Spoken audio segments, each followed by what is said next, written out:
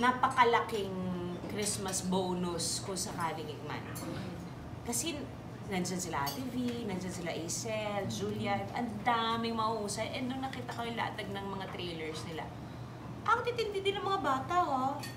Kumakasa rin sila sa actingan. Kumbaga, nakaka-proud, nakakatuwang isipin na marami nang sumiseryoso sa larangan ng pag-arte, na hindi na lang to basta pera-pera na lang, hindi na lang to basta pagpapaganda.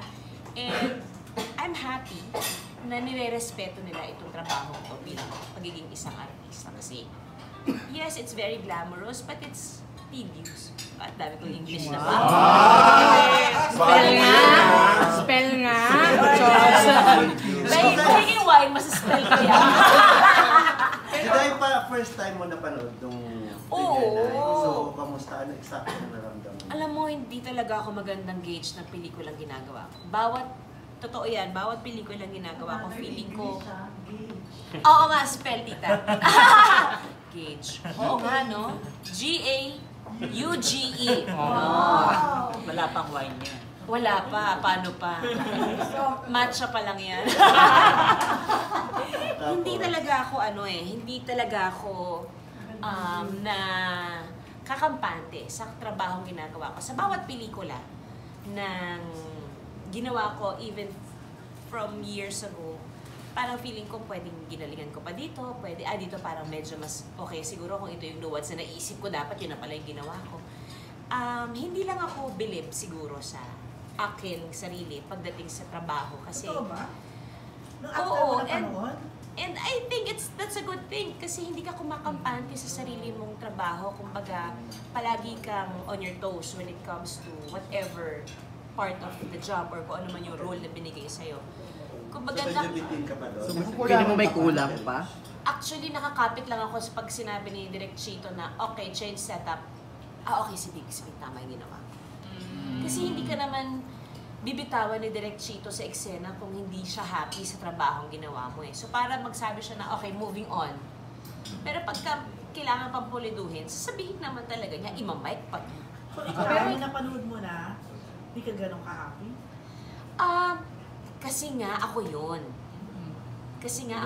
Kayang-kaya kong hindi ko talaga nakikitaan ng galing yung ginagawa ko. Kahit sa pagluluto, kahit marami akong doubts sa sarili ko. And I think that's always a good thing. Yung sa kahit na anong trabaho ko, hindi ako nakakampante. Hindi ka galing na galing sa sarili mo. Hindi, kasi... Gandang-ganda lang. Oo. Oo, kasi yun ang trinabaho ko talaga. Speaking of Mars, ang ganda mo talaga ngayon. Mas kumpara before. Parang ang dalaga, Luna. Mas maganda ka ngayon, Mars. Aminin mo. Bakit ba ako dati? Hindi, iba yung... Ba nararamdaman mo din na parang mas iba yung glow ko ngayon, iba yung mood ko kumpara noon? Mas may confidence na lang talaga ako ngayon. At saka, siguro kasi yung ang lakas na ng pagka-deadma ko sa pangkabuoang buhay, yung again, cliche. Pag masaya ka lang talaga siguro at nagagawa mo lahat ng gusto mo sa oras na kaya mo, nagagawa ka yung oras ko bilang nanay, bilang asawa, bilang artista, bilang chef. Pag nagagawa ko silang lahat, at nabibigyan ko pa rin ng time yung sarili ko kahit paano nakakapagpa-IP ako and all. Yung happiness, basta lang siya lumalabas eh. Kasi maswerte talaga ako sa team na meron ako ngayon. Kasi gets nila yung pagkatao ko, gets nila kung hanggang saan yung energy na kaya ko. Gets nila na eto yung gusto ko. Kaya kong magtrabaho ng dire-diretso basta nakikita ko at nagagawa ko yung routine ko sa mga anak ko at sa asawa. Basta may pahinga lang ako ng isang araw, every time na may dire-diretso trabaho, okay ako. So I guess that's my recipe for a content life. Pero wala ka namang ginawa sa mukha mo, Mars. Dali ka naman di ba? Sa dibdib ko sana gusto. Nagpatanggal ka ba ng mga kung ano-ano? Nagpatanggal ng ano? Wala naman. Ulfera, kasi yung mga mga plancha. Ganun lang, pero ganyan, walang invasive. Walang surgery. Wala. Takot ako sa surgery, te.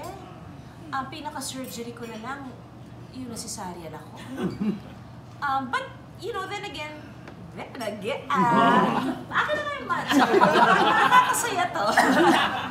Pero, pag iniisip ko kung at some point ba, pag tumanda ako, maaari bang maging ganun? Hindi ko naman sinasara. Because gets ko naman na sa kalakaran ng teknolohiya ngayon when it comes to beauty, ang dami talagang mga gandang machines that could help you with everything.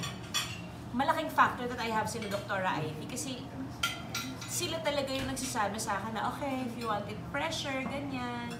So, alam din nilang takot ako sa mga invasive surgeries or invasive treatments. Ando lang ako lagi sa mga Ulthera. Masakit yung Ulthera, pero dahil napakagandang kapag-contour. Yung hindi na ako, masakit. Mainit. Para kang sinasapak, para kang kinukuryente ng rubber band, lalo pag dito. Pero ang ganda-ganda ng effect. So, titiisin ko. So, malakas yung pain tolerance. Tiis ganda lang yan. Oo, no pain, no gain talaga. Tapos Mars, yung katawan mo rin, hindi ka na talaga yung, wala na yung mga taba mo. Parang effortless yung pagka. Naka-corset lang ako lagi. Pero ang layo na sa before. Ano Nung na lang? teenager ka, Kumbaga hindi ka na bumalik doon sa dati na medyo pandesal. On the chubby side. Gusto ko yung pandesal yung siopaw daw. Paano mo na-achieve at na-maintain yung ganyan? Nakuha ko lang siguro talaga yung rhythm of ano ba yung kaya ng katawan ko. Ano ba yung kaya ng pagkatao ko, ano yung diet or programa na applicable sa state of mind ko and yung body ko. So na-realize ko na pag nagde-detox ako almost every other month, nakakapagtanggal ka ng toxins and nakakapag at least kahit konting meditation or yoga. Ngayon kasi, truth be told, hindi talaga ako nakakapag-workout. Ang dami kalibaon na. Hindi ko talaga pansinin nyo. Marami kang baon today mo. Yes, asan yung matcha ko? Ibigay mo yung matcha. Para marami pa ako English. Tsaka tubig, please. So, yung diet mo, Mars, meron ka tang strict diet or hindi naman? Hindi. Mostly clean eating na lang talaga. Pero nagbe-binge pa rin ako Kumbaga, pag inaalaw ko yung sarili kong kumain ng mga kinikrave ko. Pero kapag halimbawa nag-decide ako na from this week till next week, mag-clean eating ako. Mag-clean eating ako talaga. Ano ba Ano yun? Ano yun? Paano yun? Clean eating. Hugas na hugas ba yan? Tsare. Oo, mga 4 na beses sinugasan. Clean eating, basically magiging vegetarian muna ako or vegan for 3 days. Tapos mag-juicing ako for 4 days. Tapos Ayurvedic food na siya and the succeeding days. Indian. Ayurvedic basically para siyang based sa dosha ng katawan mo. Kung mataas ang kapha mo o vita mo. Hindi ako ang gumagawa, baka sakaling tanong inyo. may nutritionist ka. Meron ako si Chachel Hoson. Siya ang nagsusupply ng pagkain ko every day. Hanggang ngayon. May drinks, may juices, may smoothies. May program ako sa kanya. So, kahit sa set, pag gusto ko, pagka nagdi-detox ako sa set, may pagkain akong bit-bit. So yung mga niluluto mo, hindi mo din halos para na. Walang lechon? Alin? Yung mga niluluto mo. Tinitikman ko, pero hindi ko nilulunok. Pag nagja-juicing ako, pag halimbawa nag-detox ako, tapos kailangan ako mag-R&D, let's say may chef, kasi ginawa ko na yun, may chef's night ako, kailangan ko mag-R&D, pero nasa gitna na ako ng juicing. So nagpaalam ako, ate, ano ba dapat gawin? Ate, okay lang, tikman mo lang, pero wag mong lunukin. After Luna, Tikman mo lang, wag mo lunok. Chuchu mo lang. hindi ba minsan Lalas. Sagutin ko lang si Tita Lea. Dinudura? Siguro si Tita. Hindi pala dapat nilulunok, Ruben. Diba naman kasi i-explain ko wait. After Luna's my heaviest I was heaviest with Luna. Umabot ako sa kanya ng mga 190 pounds. Huwag naman tayo mabisa. 190 pounds. Now, during pregnancy, from then till now, ngayon na lang naman talaga ako nakaabot sa weight na gusto ko. Ano na yung Anong weight mo ngayon? Ngayon, 128 ako. Grabe. 120. Oo, pounds. Pero, 8 years yun, Dina. Bago ako pumayat ng ganito, siguro may mga 3 taon muna akong hindi nakabalik agad. Kasi cesarean ako kay Luna. Eh then, syempre, nasa 40 na rin ako nung time na yun. Mahirap na talaga. Ang hirap ng bumalik. Kumbaga, may part na nalulungkot na ako, yung dead man na. Siyempre, yung Maganda age naman na rin, ako. di ba? Charot! Tama. Tatanggapin naman ako mga tao kahit mataba ako. Yun lang, parang, nung nag-decide akong mag-fasting, hindi naman ako nagde-decide talaga nun na, mag-detox, hindi ako nagde-decide nun na, ang goal ko is pumayat. Ang goal ko lang talaga is mag-cleansing. Gusto ko lang magtanggal ng toxin sa katawan kasi wala akong energy, malungkot ako, mainitin ng mabilis ako mapikon. Eh, kilala ko yung sarili ko, hindi ako ganun eh. Hindi mahaba ang pasensya ko eh. Alam nyo yan, bilang alaga ako ni Tito Alfie. Hindi talaga. Pero may times ako na nararanasan na kahit ako naiinis na ako sa sarili ko kasi parang hindi ko na maintindihan, ba't sungit ko today, Juday? Ano ba nangyayari sa akin? Then I realized, baka masyado ng maraming toxins yung katawan ko. So that was the first time, that was 2 years ago na nag-start ako during pandemic pa eh, towards the end of pandemic, doon ako nag-decide na baka I need to cleanse. So I did all the thorough cleansing needed. Nakafocus ako sa wellness. I really want to feel better kasi ayoko na ibubunton yung init ng ulo ko sa ibang tao kasi nakakasama ng pakiramdam. Ayoko yung feeling na may na-upset akong tao, lalo na yung mga anak ko, asawa ko na parang nadadamay sila sa kung ano man yung state of mind ko noong time na yun. Doon na lang siya nagsimula. Yung katawan, sumunod na lang. Noong nag-decide na ako na ayoko na magpapayat, ano na lang ako. Gusto ko na lang magpaka-health. Pero na-maintain mo na yun, no? Lifestyle mo na yan, Mar. Oo. Hanggat maaari. Pero nagbe-binge pa rin ako. Jechel. Siya talaga ang susi. Kasi she would send smoothies. So ngayon ang ginagawa ko, like last night, we got home late from the parade, dumaan ako kay Masa World Trade. Hindi na ako nag-dinner, nag-smoothie na lang ako. So parang medyo nagkaroon na ako ng rhythm na kailangan may 2 hours kasi akong pahinga bago ako makatulog after dinner. So pagka ganung alanganin na yung oras, smoothie na lang or suha. Ano yung binibinge mo, Mar? Iba-iba, Mars. Minsan magbibinge ako ng burger. Talaga? Hindi man masyadong binge, magkikrave. Mas craving pala yung tamang term. Magkikrave ako ng burger, ng pizza, may junks pa rin naman akong kinakain. And inaalaw ko pa rin naman yung sarili ko sa ganyan kasi ayoko namang malungkot. Mahilig talaga akong kumain. Masarap talaga pag nilunok mo. Oo. Kaysa yung hindi. Pero Titikman lang. tinatiming ko naman na pagdating ng chef's night, tapos na yung juicing ko. Kumbaga tapos na yung detox ko.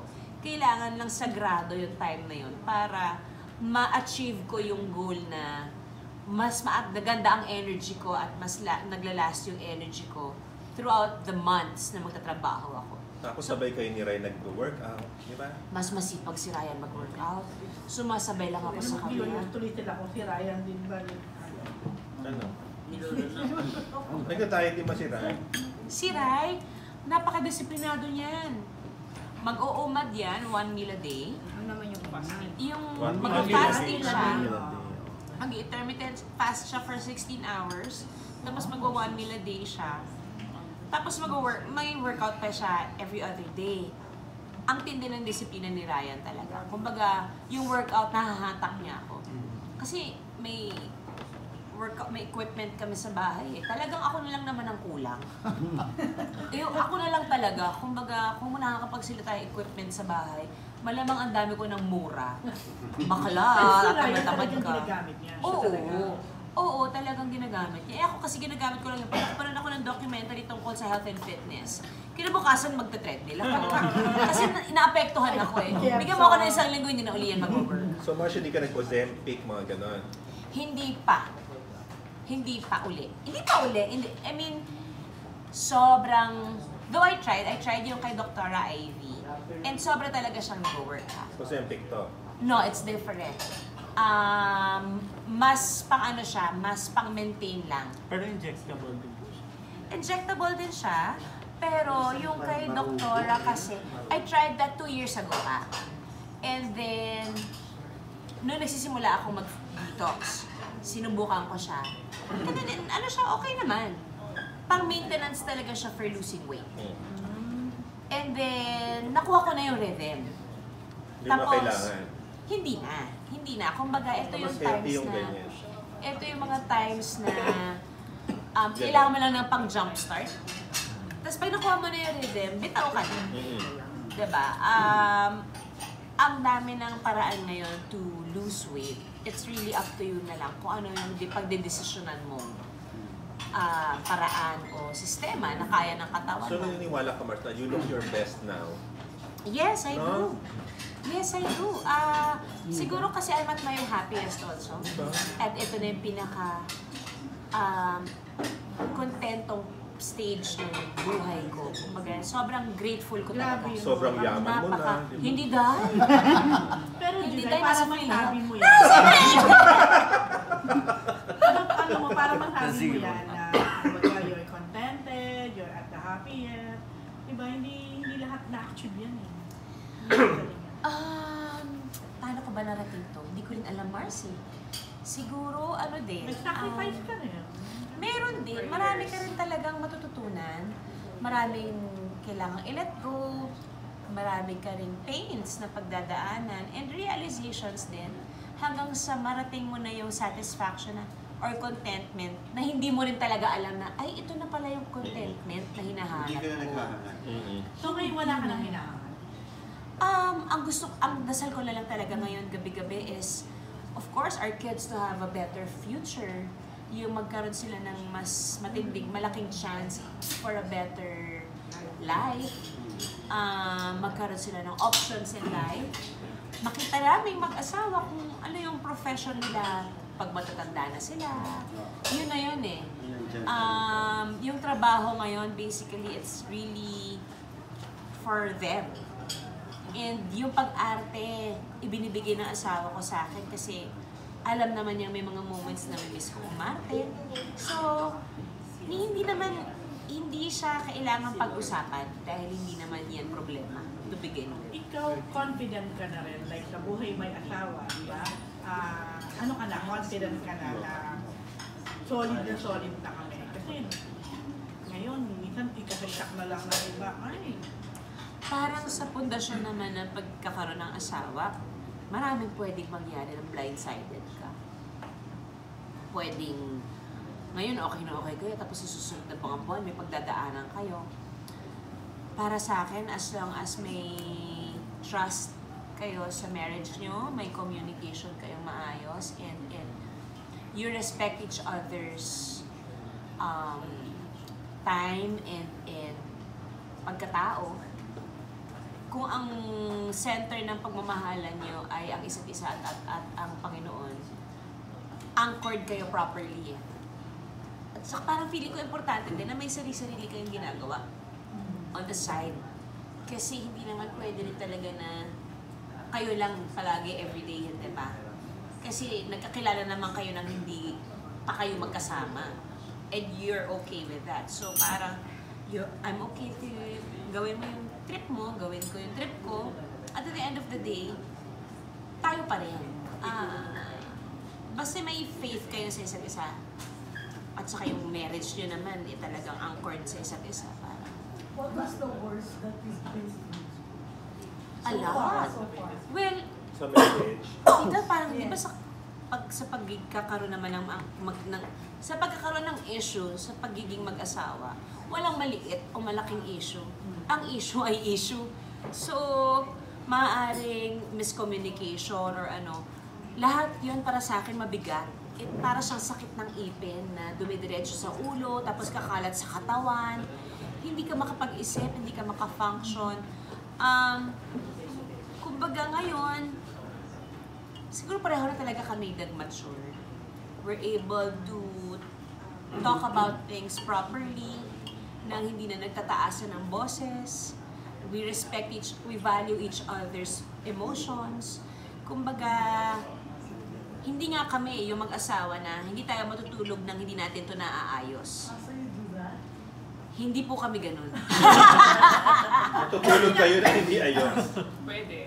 Hindi pinipili. Oo may pinipili siguro yung ganong klaseng ano. Oo, kasi Pilit lang eh, di ba? Kasi may mga moments na nakakapagsalita kayo ng hindi nyo gusto sa isa't isa dahil in pain na kayo, very emotional, tapos mainit yung issue. Kung minsan, mas ako rin personally, itulog na muna natin to. Tapos pag nilay-nilayan na muna natin to, kasi pagka ganon, kinabukasan, medyo hindi naman kalmado, pero mas may mga realizations na kayo. Nakatulog ka na, Nakatulog medyo na. payapa So na. medyo mas Relax mature na yung pag-uusap, mas payapa.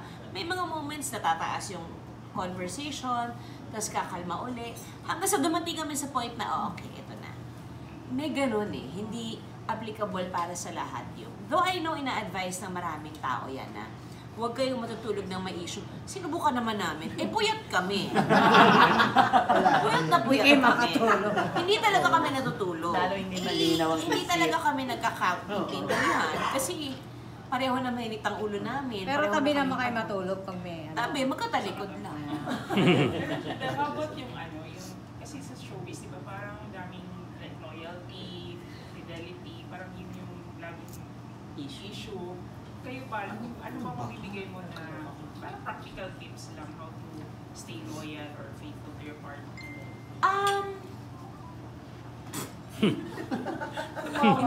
Iniisip ko kasi kung paano ako magsasagot ng hindi ako makukot. Bakit? Ano ba naman ang mga netizens? Parang sagot ng English. Isang word lang ang sabihin mo, maiko-quote ka na kagad. I guess, yung loyalty comes with trust. Again, iba-iba ang tao. Sala sa init, sala sa lamig. Pagka masyado ka nagbigay ng tiwala, pwede kumampante. Pag masyado mo naman sinakal, kakalas. So, I guess, depende yan sa couple kung paano niya babalansehin yung trust and faithfulness and loyalty nang hindi niyo nasasakal ang isa't isa. And proper communication. Siguro, pwedeng tanungin si girl or si boy, dapat ba meron tayong date night every week? I really don't know. Do you? Kayo? Before may mga ganyan kami, pero ngayon kasi mas nag-enjoy kami ng nasa bahay. Oo, kasi yung mga anak namin masyado kasing masarap kasama. Nagigilty kami pag hindi namin sila kasama kasi hindi talaga sila buwisit eh. Alam mo yun, yung masarap silang kasama. Napaka-wide na ng palette nila sa pagkain, ang sarap nilang kausap. Mas matindi sila kumain sa amin. Kumbaga, ay, grabe itong mga batang to, kahit traveling anywhere. Hindi sila sakit ng ulo. So at that point, parang nagigilty din kami na kaysa lumabas tayo, dito na lang tayo sa bahay, dala na tayo ng movie or something. Ang dami lang talagang tukso ngayon. So I guess, as a couple, pwede niyong pag-usapan or ay, hindi ko talaga alam, tita. Hindi ko alam kasi iba-iba. Tapos nasasawsawan pa ng marami pang issues sa paligid nila. So, if you trust each other, you have to allow each other to grow individually. Diba? Kung halimbawang may moment na nagkakaroon kayo ng attraction sa ibang tao, umpisa pa lang siguro pag-usapan mo na. Or maging aware, maging open kayo, ay may girl na nag-message sa akin. Pero huwag mong i-judge yung jowa mo. Sinabi sa'yo na may girl na nag-message sa'yo. Nagiging open lang siya sa'yo. Ganon din si Ikaw ba girl. nakaka-feel ka ng mga red flags pag may mga gano'n? Warnings. Oo. Dati, obviously hindi. But do you Intuition. non-negotiable yun? Yung halimbawa, sa cheating, ganyan, or any signs of... Cheating is cheating kasi. But there are so many levels when it comes to cheating. And there are so many levels of love in this world. You can cheat all you want, and I can tell you, oras na mag-cheat ka, ayoko na. But it really depends on the situation. Hindi mo talaga siya pwedeng masabi na, hindi mo siya pwedeng advise sa kaibigan mo na, pag ginago ka, iwanan mo. Paano kung iba yung sitwasyon nila? What if they wanted to work on it? What if talaga nagkamali lang? Either girl or guy. What if they still want to fix it? I think each relationship needs to have a second chance. If pareho nilang gustong magkaroon ng second chance. Pero kung hindi naman, then you also have to respect yung desisyon ng taong naloko. Kumbaga, nasaktan mo siya. You have to respect that decision. Pero kung mas may love bang natitira and willing siyang ayusin yun, then you have to do your part na makabawi ka. Yung curious lang, ilang years na kayo ni Ryan na married? 15. 15 na 20 pala. together. Oh, Yeah. okay. So sa 15 na lang na married kayo, curious lang, was there a time na medyo may ibang enter or naka-enter? And paano nyo to? Hindi naman yung naka-enter. Oo, yun nga. Correct. Paano nyo to? May naramdaman ka. So winard. Enter agad? Wala naman. Wala naman. Wala naman sa loob ng 15 years. Akin ba yun? Akin ba yun? Enter. Yan to doon. Iskandalosa ng ringtone. Kaya na nila yan. Bongga, sa 15 years wala naman. Kung sakaling meron man, mas matindi lang siguro yung love talaga namin. Hindi ba? Kung magkakaroon man ng ganyan, it's so hard to say. But ako nga nandun ako sa hindi ko kasi nababasa, hindi mo naman alam kung kailan mangyayari. So kahit mag-asawa na kayo, wala ka pa rin gano'n? Na ano? Na parang red flag? Never mo naramdaman? Wala. Talaga? Wala. Ano Wala talaga? nga, Baka Rose. naman wala naman. Kaya wala. Wala nga, Rose. Wala. Ano May alam na Rose. yung trust ko kasi kay Ryan, mas mahigit pa sa trust ko sa sarili ko eh. Oo if at some point, dumating kami sa ganong pagkakataon, mas sigurado ko ang pag-uusapan namin ng matindi. Kasi, again, marami rin naman din talagang mga babae out there na adventurous eh. Yun ang trip nila. 'Di ba? Maraming ganyan. And, alam nga naman sabihin ko, walang basagan ng trip. Eh, teka muna, asawa ko yan. Binabasag mo yung trip kung magkaroon ng maayos na buhay at puso, hindi ba? But, again, kung dumating yan, hindi ko masagot sa ngayon kasi hindi ko alam kung ano magiging pag-iisip ko kapag nangyari sa akin yan. Papatay ka. Hindi naman. Grabe. Hindi Masaya naman ako ka, darating Ernest? sa... Espantado? Pataho. Actually, Dadala ko na lang siya ng painting.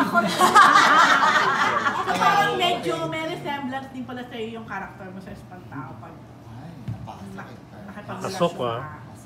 Na, Kapag may love ka, di ba? You trust. Oo, kasi ganun ang love eh. You trust. You trust at susugal ka. At pag sumugal ka at nagpakasal ka, may sinumpaan kayong till death do us part in sickness and in health. Sagrado sa akin yun. At trabahuhin natin to. Up until dumating tayo sa point na basta maging honest ka lang kung hindi ka na masaya. Kung hindi mo na ako mahal. Kasi ayoko, gano'n naman din si Rai sa akin. Actually, siya yung, we were, ano pa to, mga first years ng marriage namin. Ang ano niya is, Bob, pag hindi ka na masaya, you have to tell me. Sabi ko, hindi naman mangyayari. But for a guy, for my husband to say that, naramdaman ko na he just wants me to be happy. May ganon, yung kasi gusto ko maging masaya ka. So, ganun din ako sa kanya. If at some point, wag naman, kumatok na ako kagad. Dumating siya sa point na hindi siya masaya or alam mo yun. Masakit, pero ibibigay ko. Kasi ganun ang pagmamahal. Last na ako, anong reaction ni Ryan after watching the Espantao? Balik tayo din. Kasi nandun siya nung premiere. Ano siya? Nahusayan siya sa ensemble. Saan? Sa ensemble. Okay. Na ano siya? Magaling naman Hindi talaga. niya na expect na ang tatakbuhin nung feelings niya sa pagkabuuan ng premiere night, magkakaroon siya ng affection doon sa tatlong nanay. Na, ay may ganito pa, ay nag-care na ako sa kanila. Ay, ang galing nung pag-distrong ka ng character ni Tita Chanda. Kumbaga, more on the horror part, na-endear siya doon sa emotional roller coaster ride. Actually, iba-ibang character nga ng tatlong nanay. Oo, diba? Pero they all love her. Kwento na natin, Rose. Kamusta nagkita-kita kayo kahapon ni Ate P, kay si Lorna nandun? Oo, may picture kayo, di ba? Oo, wala, nag-hug-hug lang kami. Tapos nag-good luckan kami sa isa't isa. Si Ate V, nung niyakap naman niya, ako sabi niya, good luck on Espantajo, Juday. Kasi sabi ko, Ate V, di bali, ako na po, I hope magkatrabaho tayo soon. Sabi ko, no, I mean, walang bigat. I totally understand. Ganun talaga. Kasi trabaho ito. And naiintindihan ko kasi nandun naman din ako sa proseso. Nawala ako sa kalidad ni Ate V. Naiintindihan ko yung latag niya when it comes to accepting projects and movies. And get ko talaga. Gets ko yung fact na may similarities sa mga iba niyang ginawa and all. And this material just so happens na ito yung hinahanap niya, yung mas challenging. And I agree. Ito yung bali talaga from her past movies.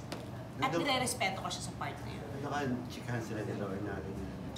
Hindi ko narinig kasi ang ingay. Okay. Dami nangyayari. Pero ang tagal na kayo nag-usap nung tinanggihan niyo. Yes, in fairness, tinawagan ako. Nag-message siya sa akin, si Ate V, and then she called me up. Mga 2 oras ata kami magkausap sa phone.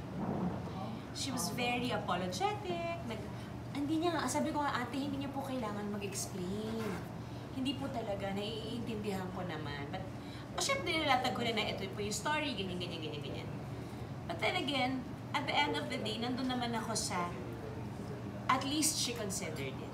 She really wanted to do it, but I understand na nung ipinila kasi namin yung Espantajo, sa pagkakaalala at pagkakaintindi ko, may isa pa rin nauna eh. So, may ganun talaga. Kumbaga may nag-uunahan. Nasa artista na lang yun kung ano yung mas mapupusuan niya. And bilang co-actor and bilang co-producer, part of the job is to understand and to respect. Kasi that's what you have to do naman talaga. Bilang tao at bilang kasama sa trabaho, respetuhan tayo ng desisyon. Walang no hard feelings. Tama na ba? Tama. Yeah. Dalawang isip na ako. Si Dennis ba siya nagpa-picture sa inyong dalawa ni Gladys? Kasi may post siya. Oo, siya. Maya Clara Ibarra. Siya. Ang witty-witty nung tao. Pero mukhang hindi siya witty. Ano Juday, sabi niya talaga, pa-picture sa inyong dalawa. Oo. Ang Mara Clara at Ibarra, pa-picture ako. Actually, kumaya kung siya o yung handler niya, but sila yung nag-approach sa amin. Kasi magkasama kami ni Gladys, nagkasalubong kami ni Chick So, Chick. nag-get mo naman agad? Nag-gets ko naman. Sabi ko, tapos dahil ang dami nangyayari kahapon, in fairness, napaka-witty pa rin itong tao. Tatahi-tahimik, pero Sana kayo ni Dennis, no? Kasama na sila. Oo, Ay, Esteban. I know, actor-actress ay may manalo ngayon. gusto nyo naman kumain. Mainit naman kayo. Kahit pagkalisan ako Ako ang magtatanong. Andali. Okay. Mars, Bakit panatay yung 25 sa inyo? Panata? Yung Ay, hindi. Kasi, nung dalaga pa ako, I would always go to Mother Mary of Manawag. Sa Manawag. Palagi ako nagpupunta dyan, nagdadasal ako kahit mag-isa lang ako. And then may time na nakita ko ni Father Sunny. Alam ni Mars yan, may mga moments na susugod na lang ako ng Manawag pag burnout na ako, pag sagad na ako sa trabaho, pag ayoko na ng kausap, gusto ko lang magdasal. Pupunta ako ng Manawag, either madaling araw o alas 6 ng gabi. Basta may butas yung araw ko. Anyway, to cut the long story short, nagkakilala kami ni Father Sunny. And then, I invited him to say a mass every December 25. And then, he gifted us, kasi devotee ako ng Mother Mary of Manawag noon. ng Mary of Manaoag from Vatican na may certificate from the Vatican. Nung time na yon, 2 decades ago, dalawa pa lang kaming meron nun dito sa Manila. So, panata ni Father Sunny na palaging i-bless si Mother Mary every December 25. So, yun na yung naging tradition namin. Kasi December 25 siya dinala sa akin. So, nung asawa na ako, si Father Sunny din ang naglipat sa bahay namin. But since Father Sunny passed already, ang kumuha na ng responsibility si Father Kaluwag. So, it is very important na December 25, mabendisyonan si Mother Mary, mabendisyonan kaming lahat. It is something very important. Ito yung tradition na gusto kong ituloy ng mga anak namin. Hanggang sa mga apo, hanggang sa mga... Kasi ito talaga yung sinimulan ko. So walang sablay yan? Wala. Kung meron man, isang beses na nag-mass kami sa bahay ng hindi December 25, kasi nag-Christmas kami sa Las Vegas. Before the pandemic. 2018 ata, 2017, nag-Christmas kami sa Vegas. So, nag-mass kami ng December 30. Pero ngayon, binalik namin ng December 25 kasi nga parang importante kasi yun eh. So far, mas kampante kasi yung pakiramdam ko pumasok sa bagong taon na na-bless na kayo. Tapos, ano yung tawag doon? Kapag inano yung walang confession, general absolution. Assembly yung nasa utak ko. Alam ko mali eh. Alam ko mali eh. Pero sinabi ko mali. Absolution. Taray. So yun, kumain na kayo.